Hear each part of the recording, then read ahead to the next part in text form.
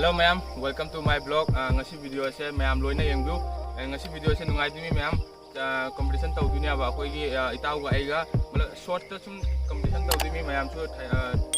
thumbnail una uramani ma'am kyamu no ai do title una su uramani ma'am ado kai ai ngasi challenge oi dimi en koi gi ai kun time 6 muk taramani ado ma'am nan so ko pa yam na isa gi phai sajin su oi bani ma'am ado ngasi challenge tau wani koi itau ga aiga challenge se malab jihana number do loser oi baduga punishment pi dini aba video se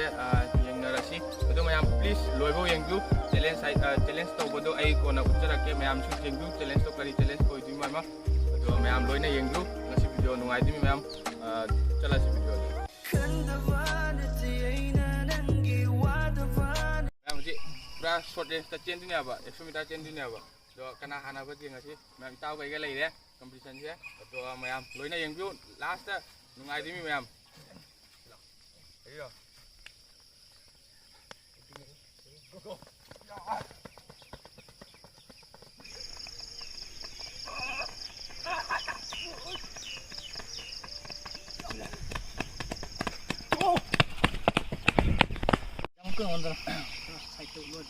Faya ma'am, ado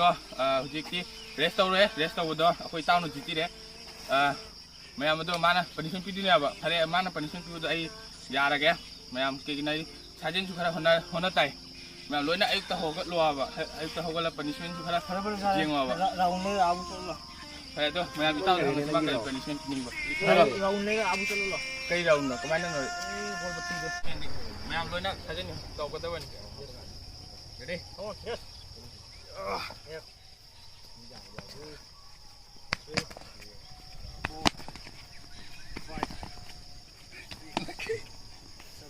Oh.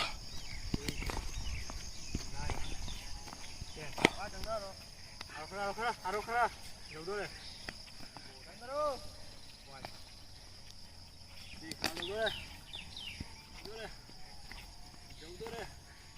Jauh. Oi. Ma'am, position din ore jam na. Tau deh. Do aina hai ni madi. Ayukta noi tau practice to malang asi video se challenge tau di tau bani aba ado tau bodo mayam su loina ayukta ngan hobolo and practice to sai sajen tau isa se phana lai dimi mayam din su ngai dimi adu video ai happy ram ge mayam adu video jengo ngan hobot pe mayam ko ngau bang lo aba si tau bode ado nungai challenge se ado mayam loina yeng be thank you and please support to bramo ai video mayam ai khoram jari ado yamna harawi malab ai ani video da yamna view kai ado mayam subscribe to salamo mayam subscribe to dewa mayam please subscribe to mo and ina video mayam da ne ina khoram jin ning ya ba yamna ngai be ai khoram jage to mayam ai yam harawi ba ado please subscribe to mo and mayam sing comment tawro mo malam next challenge kari oina na mayam na challenge piba sing da khoi tawni ado please kanoda comment tawro mo ado mayam video se ngasi loisal lage bye bye